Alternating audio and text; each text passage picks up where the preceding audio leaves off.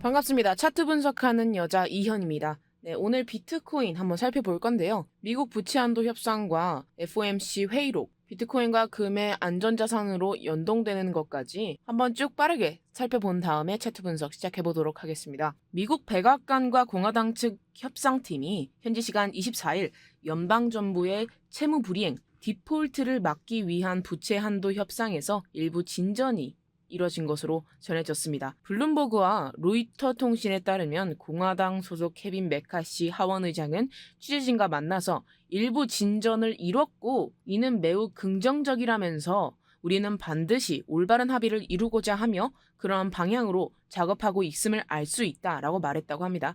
케빈 메카시 하원 의장은 또 아직 해결하지 못한 문제가 다수 있다면서도 여전히 합의에 이를 시간이 있다고 생각한다고 내다봤다고 합니다. 카린 장 피에르 백악관 대변인도 4시간에 걸쳐 진행된 이날 협상 도중 열린 브리핑에서 생산적 논의가 이루어지고 있다면서 계속 선의를 갖고 진행할 경우 합의를 이룰 수 있다고 기대했다고 하네요. 이런 가운데 국제신용평가사 피치는 이날 미국의 신용등급을 AAA로 매기면서 향후 등급 하향이 가능한 부정적 관찰 대상으로 지정했다고 합니다. 피치는 디폴트 예상일이 빠르게 다가오는데도 부채 한도 상향 유예 등 문제 해결에 이르는 것을 막는 정치적 당파성이 커지는 것을 반영한다고 지적했다고 합니다. 네, 정확하게 봤네요. 전체적으로 봤을 때 6월 1일이면 미국 현금이 바닥이 나는데 지금 이렇게 빠르게 다가오는데도 아직까지도 지금 상향할지 유예할지 이런 문제 해결을 제대로 해내지 못했죠. 네, 그런 것들을 반영을 한 것 같습니다.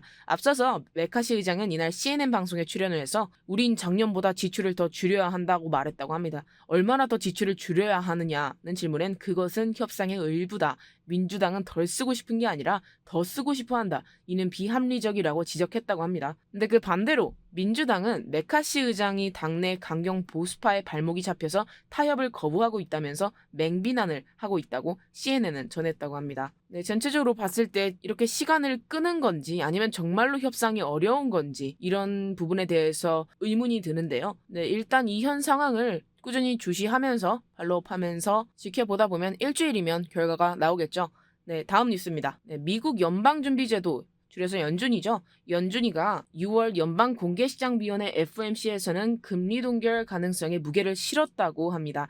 연준 위원들은 여전히 인플레이션에 대해서 우려를 하고 있지만 신용조건 강화의 영향과 긴축통화 정책 지속으로 향후 금리 인상 지속 정책이 막바지에 이르렀다고 평가를 했다고 합니다. 24일 현지 시간 연준이 공개한 지난 FOMC 회의 의사록에 따르면 다수 연준 의원은 미 경제 성장이 둔화될 우려가 있어 추가 금리 인상은 불필요하다는 판단을 내렸다고 합니다. 다만 일부 강경파는 매파들 여전히 추가 금리 인상이 필요하다는 입장을 밝혔다고 합니다. 의사록은 당시 0.25%포인트 추가 금리 인상이 만장일치로 결정되긴 했지만 이후 정책 행보에 대해서는 이견이 있었고 대부분 추가 금리 인상 중단에 무게를 실었다고 합니다. 이번 FOMC 성명에서는 추가 정책을 통한 인플레이션 물가 상승 압박이 적절할 수 있다는 문구가 삭제됐다고 하네요.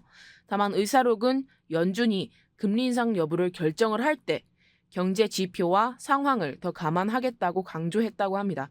이는 유동적인 상황을 고려를 해서 추가 금리 인상을 할지 동결을 할지 모든 가능성을 고려하겠다는 뜻으로 해석이 된다고 합니다. 다만 연준 의원들 사이에서는 여전히 이견이 있다는 것으로 알려졌다고 합니다. 특히 이번 FOMC에서 연준 고위 관계자들끼리 논쟁도 있었다고 합니다. 첫 번째로 일부 위원들은 현재 인플레이션을 낮추기 위한 정책 대응의 진행 속도가 받아들이기 어려울 정도로 더디다라고 평가를 하면서 추가 금리 인상에 무게를 실기도 했다는데요. 다만 연준 위원들은 지지하는 시나리오는 미 경제 성장은 둔화되는 모습을 보이고 있어 5월 회의 이후에는 추가 금리 인상이 불필요할 수 있다고 전했다고 합니다.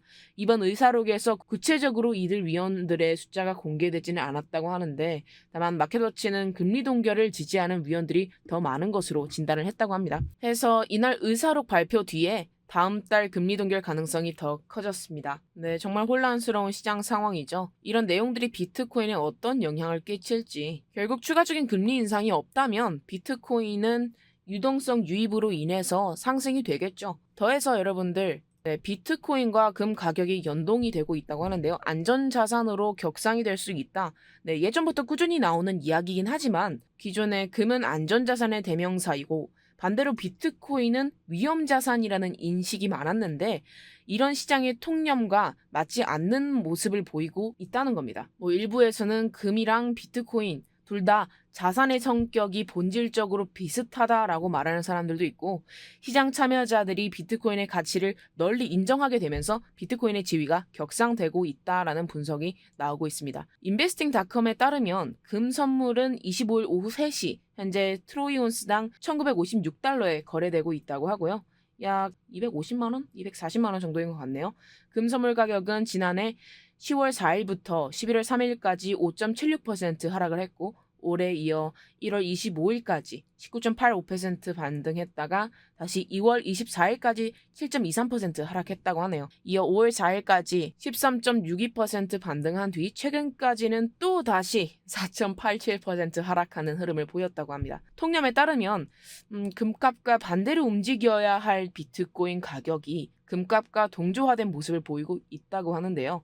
비트코인 가격은 지난해 10월 4일부터 11월 9일까지 20%가량 하락을 했다가 올 1월 30일까지 43%를 반등을 했고요. 이어서 다시 또 3월 10일까지 10%가량 떨어졌다가 4월 14일까지 또 50% 올랐습니다. 이후 하락을 전환해서 이제 최근까지 투자자분들 힘들게 하고 있죠.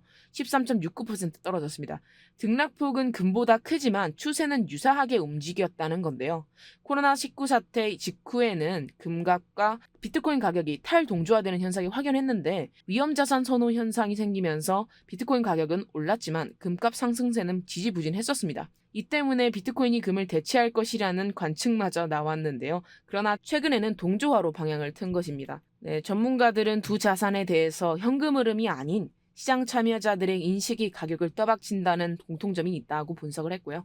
비트코인이 일부에서 결제에 활용되고 있지만 이 수요가 가격을 떠받칠 정도로 많지는 않다. 다만 비트코인 가격이 장기간 높게 유지되면서 이 자산의 가치에 대한 시장 참여자들의 믿음이 생겼고 그 결과 금과 비슷한 흐름을 보이게 됐다는 것인데요. 실제로 최근 비트코인의 가치를 금과 비슷하게 평가하는 전문가가 많긴 합니다. 미국 헤지펀드 튜더 인베스트먼트의 창업자 폴 튜더 존스는 CNBC와 인터뷰에서 인플레이션에 대한 해지 수단을 마련하기 위해서 비트코인을 매수했고 지난해 효과를 봤다고 합니다. 포트폴리오 다각화 차원에서 이를 계속 보유할 생각이라고 하는데요. 영국은행 스탠다드 차타드의 제프 캔드릭 애널리스트는 현재 전통적인 은행이 겪고 있는 스트레스가 비트코인에 매우 우호적이라며 비트코인이 탈중앙화하고 희소성이 있는 디지털 자산이라는 원래의 존재 가치를 최근 입증하고 있다고 전했습니다. 네, 전체적으로 봤을 때 비트코인 시장에 있어서 상당히 긍정적인 뉴스들이 많은데요. 네, 그럼 이어서 차트도 한번 살펴보겠습니다. 네, 비트코인 일봉상으로 현재 100일 이동 평균선 위에서 지지받다가 오늘 음봉으로 하락 돌파하는 모습이 나와줬는데요. 기존에 있던 거래량보다 조금 더 높은 매수세가 들어왔습니다.